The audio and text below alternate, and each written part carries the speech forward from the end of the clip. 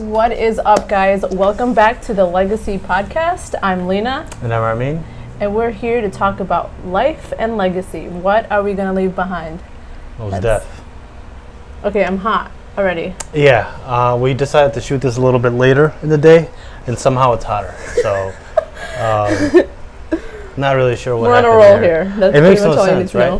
You guys can let me know. I think 3 o'clock is like the hottest time of the day. It's like, what, 5? It's like about 5 now. And it's hotter than it was at 3. It is so hot. And we're in the shade. It's okay. Maybe we're at a different altitude level. The show goes on. The show goes on, yes. All right, so today's topic, I think we wanted to talk about, like, what a wonderful time to be kind, right? Be nice, yeah. When did it become a chore to be nice to people? It's so hard nowadays. Not for me. I love it. I love being What's nice. wrong with being kind? Is it not cool anymore, fellas and fellets? I don't know if it's necessarily intentional. I don't think people are not kind intentional, but they don't realize that judgment is not kind. Yeah, What do you think? I don't know. I mean, I think there's some. Should we give some context? Yeah, go ahead. Okay, so if you're watching this maybe in the year 2030, we are talking about the coronavirus time. And a lot of people in the U.S. here are complaining about being stuck at home, which I feel is a valid complaint.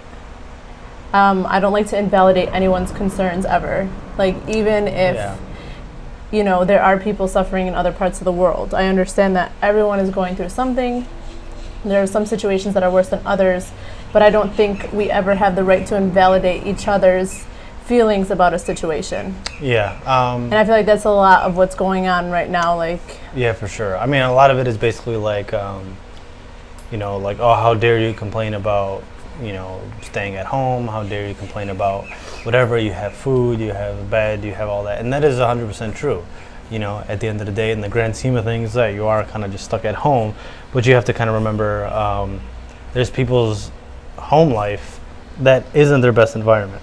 No. So, for instance, you know, I work with a lot of students that their home life is awful, right? Yeah. They don't want to be around abusive parents. They don't want to be, you know, whatever's going on in their home. That their school or their extracurricular activities, their extracurricular activities, that keeps them away from their current home situation, which now they're forced to be in because of, you know, obviously home, you know, containment or whatever. And at the end of the day, it's like, I don't care who you are in the world, how, I guess, grateful you are. Or ungrateful, right? Yeah. You're valid, your feelings are valid. You know, and being stuck at home sucks. Like, it really does. When you're forced to be stuck at home, you give the analogy earlier, it's kind of like a jail because it's like you have all your necessities, you have a bed, you have food, you have, you know, you're conscious or whatever. But but we're social beings. Right, you know, we want to, you know, interact with others, and you can't right now unless it's virtually or unless you actually have someone with you that you can interact with. There's many people out there who are alone, living alone away from their families, like people in college, and I think or people who like are probably living near their families that they can't go see their parents because their parents are elderly and they don't want to risk anything. Or so I think that, you know, everyone has something always, and those who don't have a reason, quote unquote, in everyone else's terms, a reason to complain, I think their feelings are still valid. I think that, like, I feel like especially now in the season of mental health becoming so much more on the radar and kind of like the numbers are staggeringly growing quickly. I think that, like, there's also that concern too. Like, people might not necessarily be complaining for the sake of complaining, but complaining for help, kind of. Right. Maybe feeling alone and maybe not knowing how to really ask for help other than complaining about the situation of having to be at home. I think, and I think... This truck is ridiculous. Yeah, he's literally been circling. I think he knows that we changed our time. He goes all 5 o'clock. Like, literally just turning back around. So do you think that... I feel like I'm always interviewing you because you're Mr. Counselor here. Sure. Do you think that it is people feel the need to judge others simply because of judgment, just to judge, or do you feel like it's their coping method of dealing with something hard too? I think it's both. You know, I think to me, I'm always somebody who looks at both sides of the story and always put myself in other people's shoes. So it's like if they're judging others for, I don't know, not being grateful in this moment or whatever, chances are it's an insecurity for them. Maybe they're not as grateful as they should be, or they're, you know what I mean? Yeah. What was the first part? And I was just wondering if you think it's just general judgment because people are judgmental, or do you think that it's an insecurity within ourselves to feel the need to? Because my view is that I feel like judgment is a direct reflection of us. Yeah. So if we judge, like whatever we judge others on is what we feel insecure about ourselves. I think for the most part too, like some people are just judgmental to be judgmental because that's just the way they view life, I guess. Or maybe the way they grew up. Right. Because I grew up like in a very judgmental community and environment. Same. And I think typically though, like you said though, like it's our own insecurity when we see someone doing something else, we want to judge them because it's for whatever reason, it's like we're not doing that, or you know, there's some underlying, I guess, reason for that judgment rather than just like being hateful towards someone, I guess. Yeah.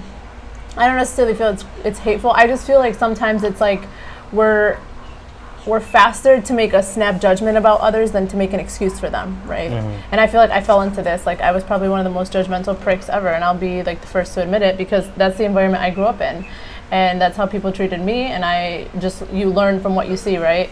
I feel like the older that I've gotten, though, I always try to make an excuse for someone, even if they're hurting me, right? Yeah. Even if they're doing something towards me. And I think that, let me just make sure your mic is on fine so that we can all hear you. Go for it. Sound check. Where is it? I think always what I try to do, the best of my ability, obviously, is see their point of view. You know, when somebody is saying something judgmental or, you know, something that I don't agree with, I guess it's a lot easier to defend yourself or kind of give make an excuse for, not make an excuse for them, but just be like, oh, write them off, I guess. Yeah. But, you know, like I think at the end of the day, it's like you have to understand they're human too. They have insecurities. They have reasons to be judgmental in their own way or why they're doing it. Yeah. And the same reason, like you said, you were once. And we've all done it. We can't sit here and say we never judge anyone. No, of course. And we still have to catch ourselves now because it's become so part of our natural instincts. This bird is going ham. A part of our natural instincts that it's like autopilot. You just do it and then you're like, oh shit, I shouldn't have done that. I shouldn't have said that. Or I should have even thought that. Like, why am I thinking this about somebody I don't even know, right? Right, yeah. And like to put in perspective, like I was thinking earlier, like this corona really hasn't affected us that much in terms of like, you know, none of us are sick. The people we don't know are sick. Us personally, you mean? Yeah, us personally aren't sick. People we know aren't sick. But, you know, you put in to perspective, say for... I think we're going to take a moment of silence for the birds here. I think they're trying to chime in. Anyway, he just got louder, you hear that? But put in perspective. I'm just going to go ahead and take a sip of my coffee just for a moment. Oh, I nice. think we're good. Oh. Hello. Okay, go ahead. Did they hear us? Did birds do that? They're quails, I think. A lot of quails here. To put in perspective, for instance, just put yourself in someone else's shoes for one. Like, if you know you're not directly affected by the coronavirus, and your only, I guess, task or whatever is to sit at home and not do much. You know, think about if somebody else had that same task, but their mother was in the hospital because they had corona.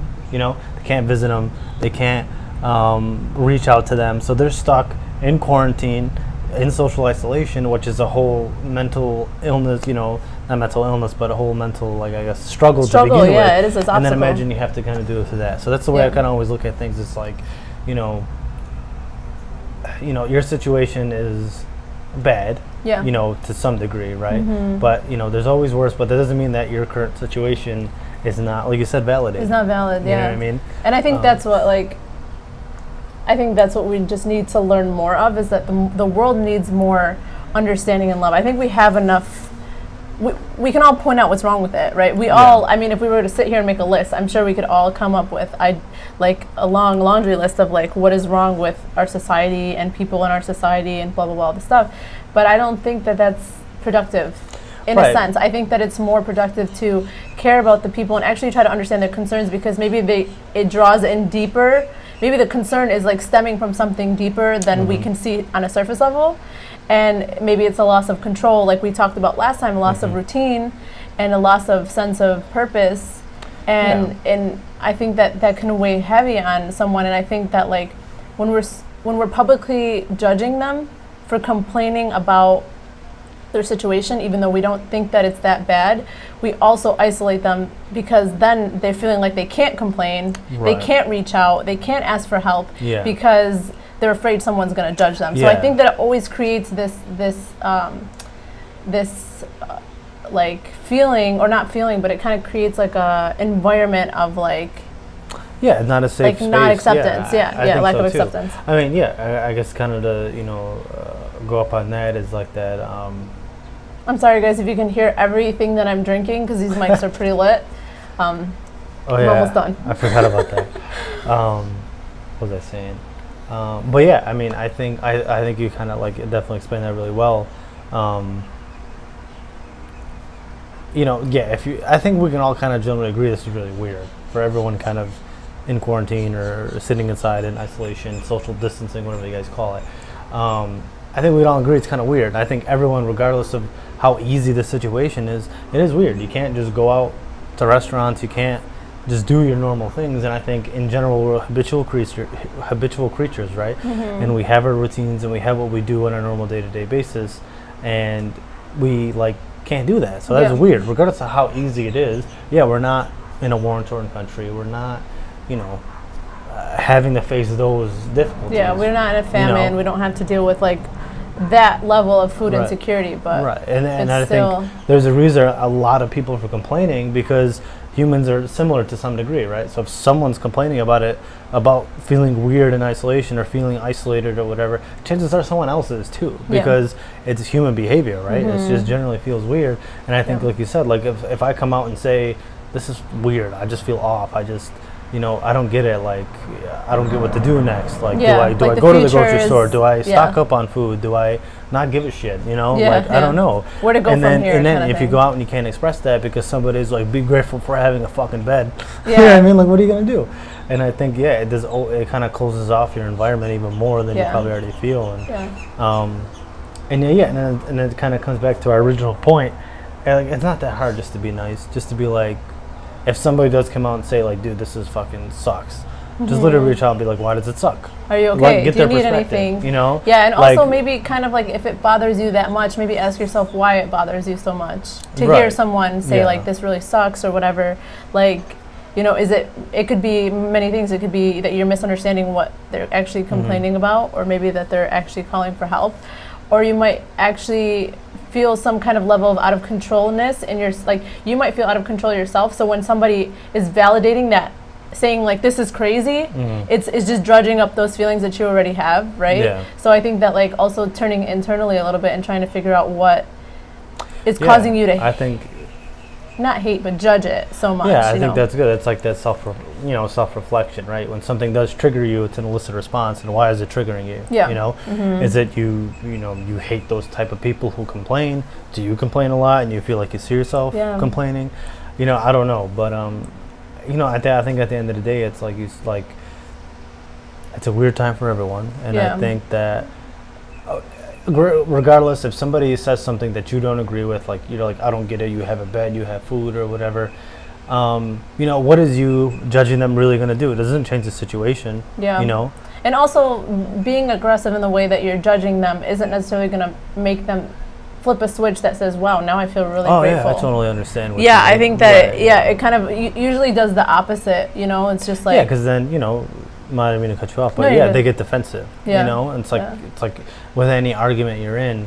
I mean, it's not an argument per se, but just perspective. Like when you're in an argument and somebody comes at you in regards to their side of the story.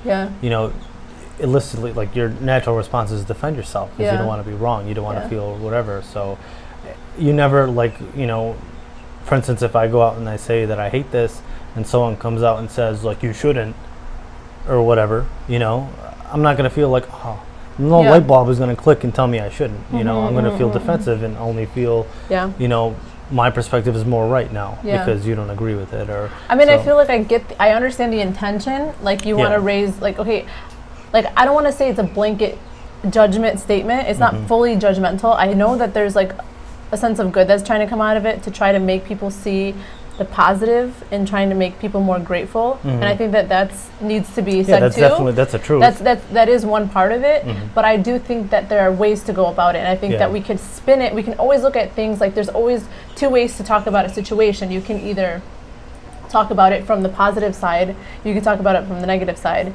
I noticed with my life and the way that I deal with people, I noticed that like spinning it off in the positive way is how you make people understand something that you're trying to make them understand. So if you want them to be more grateful, show them how you're more grateful. Show them how you're practicing gratitude every day, or you know what I'm saying? Instead of telling them, like, instead of saying you're not being grateful, be like, let me show you how to be grateful. Let me show you how I'm being grateful. Not necessarily saying that straight on, but by showing them, right? Is because like they might not necessarily be thinking that because they're in a sense of crisis and they feel out of control, and then they see you, say for example on your story or whatever, say, you know, these are the things that I'm so grateful for today, and then that might trigger something in their head that says, you know, like, what am I grateful for? Right, exactly. And it kind of like it changes their mentality without putting them on the defensive and making them feel like their feelings are being invalidated or feel like it's not correct in some way.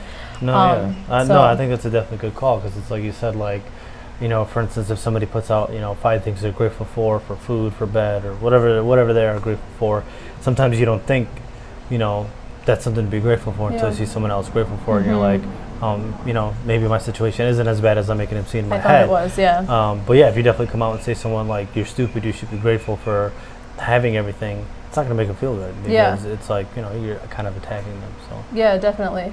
And like I always quote Mother Teresa because I freaking love her. She's like my I want to be her kind of thing.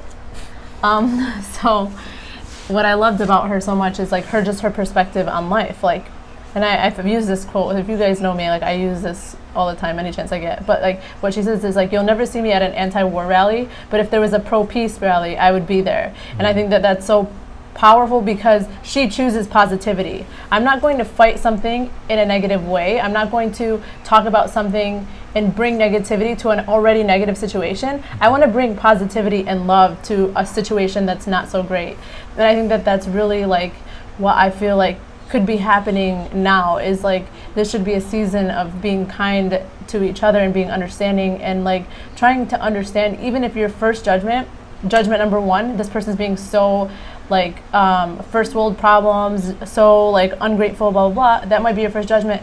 Then correct yourself and say like, maybe there's something deeper going on. You know, maybe they're going through something hard, and like, what can I do to make them feel better? Or, you know what I mean? And I think that like, even the way like I'm choosing to deal with the situation on my social media is like, I know a lot of people are like keeping up with the news, which I think is good, but I think that there needs to be someone who is keeping the positivity and the happiness, right? Like, I'm not joking because I'm not taking it seriously. I am taking it seriously, and I think that this is something that is affecting a lot of people. But if we only focus on how it's negatively affecting people, we can't help people who need to see a light of positivity see it if we're only seeing one side of it. You know what I mean? Yeah, I think so too. And I think at the end of the day, it's really easy to be negative, I think, you know, because sometimes it's a natural reaction for people because they like sometimes expect bad. So it's really easy to be negative. I think, you know, it's actually harder to be positive in most situations. So, I mean, think about it that way. It's the easy way is to just be negative and continue spreading negativity. But like you said, to go, you know, kind of against the grain sometimes of your own natural thought pattern and be more positive. And you know, that really takes a lot more effort to be positive, to find positive in whatever situations. And that's hard, you know. Like, I'm not going to sit here and say, like, every situation that comes up and you're just like, oh, this is amazing, you know. Like, that just doesn't happen. But like you said, taking a second to be like, okay, right, like there's, you know, all of these deaths going on in coronaviruses, or, you know, during the coronavirus, how much people have healed, right? Sometimes look at that. And that's harder to look at. Looking at the recovery rates, you know? But yeah, in any given situation, I feel like, you know, negativity is a thing. It's not like completely obsolete in life, but to try and, you know, find some good out of it, right? I think in most situations, like, for as many negative things as you can think of, there's as many positive things, right? And all you have to do is just shift your focus on the things that are positive and can happen and beneficial to you, then, you know, which is harder, but I think that, you know, down the road that helps you, you know. Yeah, definitely. Yeah, so like I just think that like my role as a person during this time is to just continue to try to be understanding, and if I feel like someone is hurting or complaining in some way because they're calling out for help, or they feel isolated or they feel alone, like I feel like my job is to reach out to them and say, you know, like, hey, what's up? Like, are you okay? Is everything okay? Do you need help with anything? And like, I mean, like, we know, because like I feel like because we're so strong with like just being mental health advocates and stuff like that, we believe that people are the way they are because of their circumstances and the things that they've gone through in their life. Like, none of us are free of mental, like, drawbacks or things that we've experienced in our life. We've all experienced things, no matter, like, you can't rate someone else's experience next to another. They're just different, right? And so I think that just because we understand that and we're so passionate about that, we're always trying to think, what is making this person tick? What makes this person act the way that they do? And it's like, I think in order to do that, you have to kind of let go of the judgment, and you have to say, you know, like, okay, that was a weird encounter. Like, okay, say for example, you're meeting somebody for the first time, like, I wonder what's going on with them, right? Or like, there's got to be a backstory to that, you know, like that doesn't just come slap you in the face for no reason, you know what I mean? It's just trying to be more understanding of others, I think. I think we need so much more of that. Yeah, it's very easy to make a quick snap judgment and write off, you know, somebody or the situation.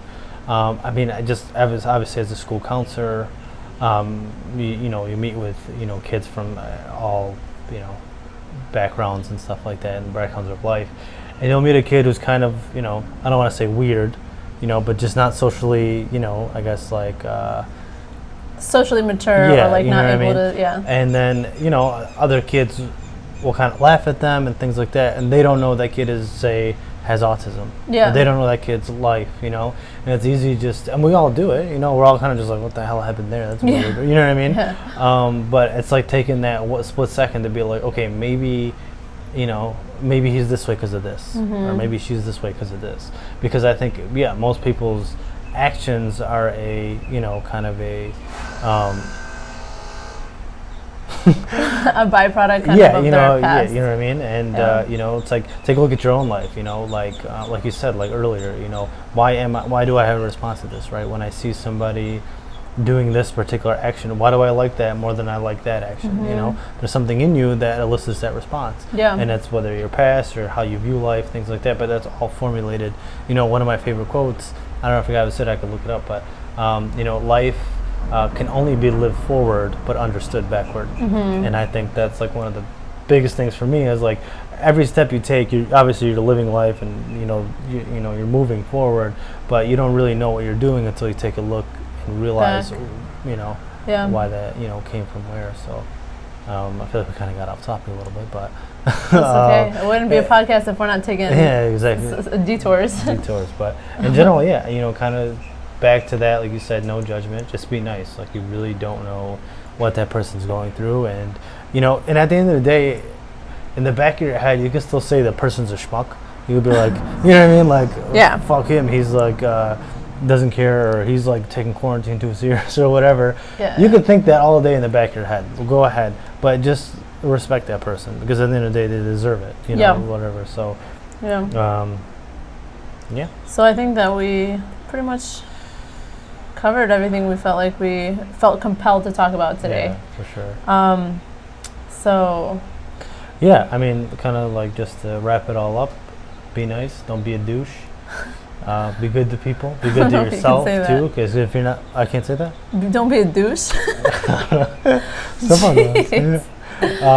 about we talk about what they shouldn't be? We should talk about what they should be. Okay, be nice, be kind, be loving, be understanding, be respectful to other people and to yourself. Yes. Because if you're not doing any of those things to yourself, chances are you're doing it to other people. So. And also to just bring self-awareness into it, because I think this is going to be thread into every single one of our podcasts, is like, self-awareness is dumb lit. It's so lit. Like, but really, like, being self-aware as to why you feel the need to judge, or to feel, you feel so compelled to, like, not like certain people or whatever. Like, what is it triggering in you, and what can you kind of work on to make yourself like more people, or to be more accepting and understanding of others? And I think that's something we struggle with. I mean, I struggle with it. I mean, I don't know if you knew me when I was a jackass, but I was. You stopped being a jackass? Oh, no, Shots you fired. did. Shots fired.